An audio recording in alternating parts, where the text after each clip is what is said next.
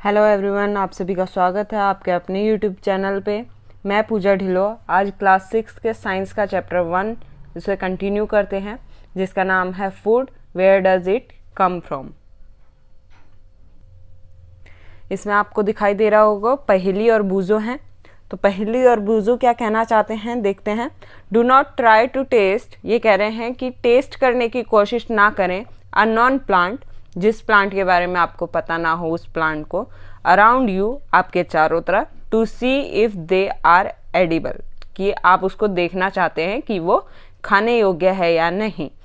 Some plants could be poisonous, कुछ plant ऐसे होते हैं जो कि जहरीले होते हैं। आगे हमारी एक्टिविटी 4 है। एक्टिविटी 4 करते हैं। From all the food items you have listed in table 1.3, आपने जो 1.3 टेबल बनाई थी उसके अंदर जितने भी आपने फूड आइटम यानी फूड के जो आइटम्स हैं उनको बनाया था, मतलब लिखा था, उनको देखना है। Choose those items whose ingredients are obtain from plants. तो क्या करना है, उन जो आपने लिस्ट बनाई है फूड्स की, फूड आइटम्स की, उन आइटम्स में से देखना है कि कौन से आइटम क्या हैं प्लांट से लिए गए हैं। Which part of a plant, और वो जो प्लांट है उसके किस पार्ट, मतलब उस प्लांट का कौन सा पार्ट लिया गया है। Identify these and list the food items and plants part as shown in figure 4.1। जो आपके बुक के अंदर एक टेबल दी गई है 1.4, उसके अंदर एक लिस्ट बनाई गई है, उसी तरीके से आपको लिस्ट बनानी है। उसमें आपको क्या लिखना है कि जो इंग्रेडिएंट है उसका उस इंग्रेडिएंट में कौन सा प्लांट यूज हो रहा है और उस प्लांट का कौन सा पार्ट यूज हो रहा है। नेक्स्ट है आपकी एक्टिविटी 5। एक्टिविटी 5 में क्या बोला गया है, take some dry seeds of moong और चना। आपको क्या करना है, मूंग और चना के ड्राई सीड्स लेने हैं, यानी सूखे हुए बीज लेने हैं। Put A small quantity of seeds in a container filled with water. आपको क्या करना है, एक छोटी सी क्वांटिटी लेनी है, मतलब थोड़ी सी क्वांटिटी लेनी है सीड्स की, और उसको क्या करना है, कंटेनर में रख देना है और उस कंटेनर में पानी भर देना है और उसको क्या करना है, लीव मतलब छोड़ देना है कुछ समय के लिए। फॉर अ डे बोल सकते हैं आप, कि एक दिन के लिए उसे छोड़ देते हैं। Next day drain the water अब completely and leave the seeds in the vessel. अब क्या करना है, वो जो जितने भी उसके अंदर पानी है अब उसको क्या कर देना है, निकाल देना है, यानी उन बीजों को छान देना है और उन जो सीड्स हैं उनको अब छोड़ देना है सूखने के लिए, थोड़ा सा मतलब वेट होने के लिए। Wrap them with a piece of wet cloth. अब क्या करना है, वो जो दाने हैं उन्हें क्या करना है, गीले कपड़े के अंदर रैप करके छोड़ देना है थोड़ी देर के लिए। The following day do you observe any change in the seed. अब क्या है, आप देखेंगे कि 1 या 2 दिन के बाद वो जो सीड्स हैं, वो जो बीज हैं, उनके अंदर आपको कुछ ना कुछ चेंज दिखाई देगा। जैसे कि आप यहाँ देख रहे हैं, ये ड्राई सीड्स थे। ड्राई सीड्स को आपने क्या किया, वाटर में सोक किया और उसके बाद आपने उन्हें वेट क्लॉथ के अंदर रैप करके छोड़ दिया और उसके बाद आपको कुछ इस टाइप से स्ट्रक्चर दिखाई देगा। तो आगे पढ़ते हैं कि क्या दिखाई दे रहा है उसमें। Small white structure may have grown out of the seeds. तो आप क्या देखेंगे कि जो सीड हैं उनमें से कुछ वाइट स्ट्रक्चर यानी सफेद कुछ अलग दिखाई दे रहा है। इफ सो, अगर आपको ऐसा दिखाई दे रहा है, द सीड्स हैव स्प्राउटेड, तो क्या है कि आपका जो बीज हैं वो क्या है, स्प्राउट हो गए हैं, यानी अंकुरित हो गए हैं, जो कि आपको फिगर 1.5 और 1.6 में दिखाई दे रहा है। इफ नॉट, अगर नहीं हुआ है आपका, मतलब आपके अभी भी जो सीड्स हैं वो इस टाइप के दिखाई दे रहे हैं, तो आपको क्या करना है, दोबारा उन सीड्स को क्या करना है, वॉश कर देना है और फिर उसको दोबारा से पानी के अंदर सोक करना है 1 दिन के लिए और फिर उन्हें दोबारा पानी निकाल के छोड़ देना है और गीले कपड़े के अंदर बांध के लटका देना है। जब आप ऐसा करेंगे तो आप देखेंगे कि अगले ही दिन आपके जो वो बीज हैं, जो ये दिखाई दे रहे हैं बीज, ये थोड़े ही मतलब 1 दिन के बाद आपके दोबारा से स्प्राउटेड हो जाएंगे। अब आगे इसमें क्या बोला गया है, after washing these sprout seeds you can eat them, अब आप क्या कर सकते हैं, इन स्प्राउटेड यानी अंकुरित बीजों को धोकर खा सकते हैं। They can also be boiled, इनको आप उबाल भी सकते हैं। Add some spices and get a tasty snack to eat, और आप इसमें कुछ मसाले मिलाकर इसे एक टेस्टी स्नैक के रूप में खा भी सकते हैं। आगे क्या कह रहे हैं ये, डू यू नो, क्या आप जानते हैं, वेयर हनी कम्स, जो शहद होता है वो कहाँ से आता है, और हाउ इट इज प्रोड्यूस, और ये कैसे बनता है। How you seen a beehive where so many bees keep buzzing about, मतलब आपने देखा है कभी, मतलब मधुमक्खियों का छत्ता कभी देखा है आपने कि वहाँ पे बहुत सारी मधुमक्खियाँ होती हैं और वो वहाँ पे चिपटी हुई रहती हैं।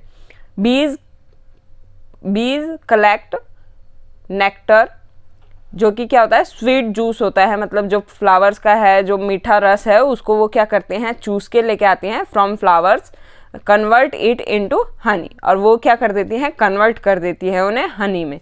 ये आपको दिखाई दे रहा है कि ये क्या कर रही हैं, मधुमक्खियाँ छत्ता बना रही हैं और उसके अंदर जो आपका फ्लावर का स्वीट जूस है, मतलब मीठा जो रस है, उसको वो लाके भर रही हैं, और उसके बाद आपका कुछ इस टाइप से दिखाई देता है। जब हम इसमें से शहद निकाल लेते हैं तो ये सूख जाता है। तो अब हम आगे क्या देखेंगे कि हम जो हनी है उसको स्टोर कर लेते हैं, मतलब ये मधुमक्खियाँ अपने छत्ते के अंदर उस स्वीट जूस को जब कन्वर्ट करती हैं इनटू हनी, और फिर वो उसको वहाँ पे स्टोर करती हैं। Flowers and their nectars may be available only for a part of year, जो फूल होते हैं उनका जो रस होता है, मीठा रस, वो कुछ ही साल के कुछ ही हिस्सों में उपलब्ध होता है। तो ये जो मधुमक्खियाँ होती हैं ये पूरे साल हनी नहीं बनाती, ये साल के कुछ हिस्से में ही क्या करती हैं, शहद बनाती हैं। So bee stores these nectar for these their use, तो जो ये मधुमक्खियाँ होती हैं ये क्या करती हैं, नेक्टर मतलब उस जूस को स्टोर करके रखती हैं अपने यूज के लिए, ऑल थ्रू द ईयर, पूरे साल के लिए। When we find such a beehive, जब हम कभी छत्ता देखते हैं, we collect the food stored by the bees as honey, तो हम क्या करते हैं, जो मधुमक्खियों ने स्टोर किया हुआ है अपना खाना हनी के रूप में, मतलब शहद के रूप में, उसको हम क्या करते हैं, कलेक्ट कर लेते हैं। नेक्स्ट टॉपिक है हमारा, व्हाट डू एनिमल्स ईट, जो जानवर होते हैं वो क्या खाते हैं। डू यू हैव कैटल और a pet that you take care of, क्या आपके पास कोई पशु है या कोई जानवर है, जिस पेट है आपके पास जिसकी आप केयर करते हो। वो पेट क्या हो सकता है, ए डॉग, कैट, बफेलो और अ गोट, वो एक कुत्ता हो सकता है, बिल्ली हो सकती है, या भैंस हो सकती है, या फिर बकरी। You will then surely be aware of the food, तो आपको क्या है, उनके जो खाना है उसकी अच्छे से जानकारी होनी चाहिए। The animal eat, कि कौन सा जो जानवर है वो कौन सा फूड खाता है। What about other animals, तो और जो जानवर हैं उनके बारे में क्या सोचते हैं आप। How you ever observed what a squirrel, pigeon, lizard or a small insect may be eating as their food, तो आपको यहाँ पे क्या बोल रहे हैं ये, कि ये जानना है कि जो गिलहरी होती है या फिर जो चिड़िया होती हैं या फिर छिपकली और जो स्मॉल इंसेक्ट्स होते हैं, मतलब कीड़े मकोड़े होते हैं, वो कि क्या खाते हैं। तो ये हम आगे पढ़ेंगे। नेक्स्ट है हमारी एक्टिविटी 6। एक्टिविटी 6 में क्या बोला गया है, Several animals are listed in table 1.5, आपको क्या करना है, ये कुछ नाम दिए हुए हैं आपकी एक्टिविटी के अंदर जो कि टेबल 1.5 में दिए हैं। For some of them, तो इनमें से कुछ ऐसे हैं, the type of foods they eat is also given, कि वहां पे क्या है, उनके जो खाए जाने वाले प्रोडक्ट्स हैं उनके नाम दिए गए हैं, मतलब फूड के नाम दिए गए हैं। जैसे कि बफेलो क्या खाता है, ग्रास खाती है, ऑयल केक खाती है और ये ग्रेन्स खाती हैं। तो आपको ऐसे ही बताना है सबका, जैसे कैट का दिया है कि स्मॉल एनिमल्स खाती है, ये बर्ड्स खाती है, मिल्क पीती है, तो आपको रैट का बताना है, लॉयन का बताना है, टाइगर का बताना है। ऐसे ही आपको ये पूरी टेबल कंप्लीट करनी है।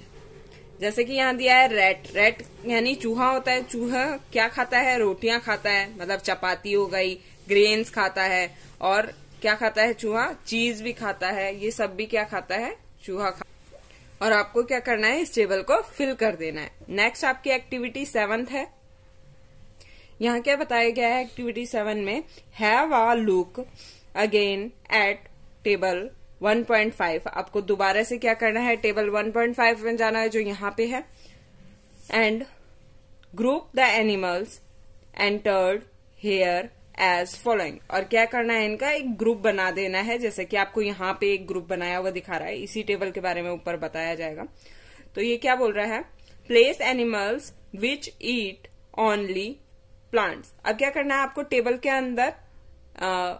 के अंदर लिस्ट बनानी है और उनमें लिखना है जो एनिमल, जो जानवर सिर्फ प्लांट खाते हैं या प्लांट से बनने वाले प्रोडक्ट्स खाते हैं, उन्हें ग्रुप 1 में रखना है आपको। फिर उसके बाद आपको क्या करना है? और उनको क्या बोलेंगे? जो सिर्फ प्लांट्स खाते हैं उन्हें बोलते हैं हर्बीवोरस। मतलब हर्ब मानी ग्रीनरी, जो हरी चीजें खाते हैं उन्हें बोलते हैं हर्बीवोरस। और सेकंड है आपका जो एनिमल्स दूसरे एनिमल्स को खाते हैं उनको आपको दूसरे ग्रुप में रखना है। और उन एनिमल्स को क्या बोलते हैं? कार्निवोरस बोलते हैं, यानी कि मांसाहारी जानवर। तो पहले हमने क्या पढ़ा? वो जानवर जो सिर्फ प्लांट्स या प्लांट से बने हुए प्रोडक्ट्स खाते हैं उन्हें बोलते हैं हमारा हर्बीवोरस यानी शाकाहारी जानवर। दूसरे ग्रुप में हमने किनको रखा? जो एनिमल्स को खाते हैं उन्हें हम कार्निवोरस बोलते हैं यानी मांसाहारी जानवर। फिर हमें क्या करना है? तीसरा एक कॉलम बनाना है जो कि क्या होंगे? जो एनिमल, प्लांट और एनिमल दोनों को खाते होंगे उनको हमें ग्रुप 3 में रखना है, जिन्हें हम ओमनिवोरस कहते हैं यानी सर्वाहारी कहते हैं। आगे ये क्या कर रहा है कि ऐसे ही हमें एक टेबल बनानी है जो कि हमारी 1.6 है। उसके अंदर हमें इन सभी एनिमल्स को तीनों कॉलम्स में अलग अलग लिखना है। जैसे यहाँ पे हर्बीवोरस के अंदर काउ को दिया हुआ है, कार्निवोरस में लॉयन को दिया है, ओमनिवोरस में आपका डॉग दिया गया है। इसी तरीके से आपको इन कॉलम्स को पूरा करना है। जैसे हर्बीवोरस में आप यहाँ बफेलो लिख सकते हैं, कार्निवोरस में आप यहाँ पे किसको लिख सकते हैं?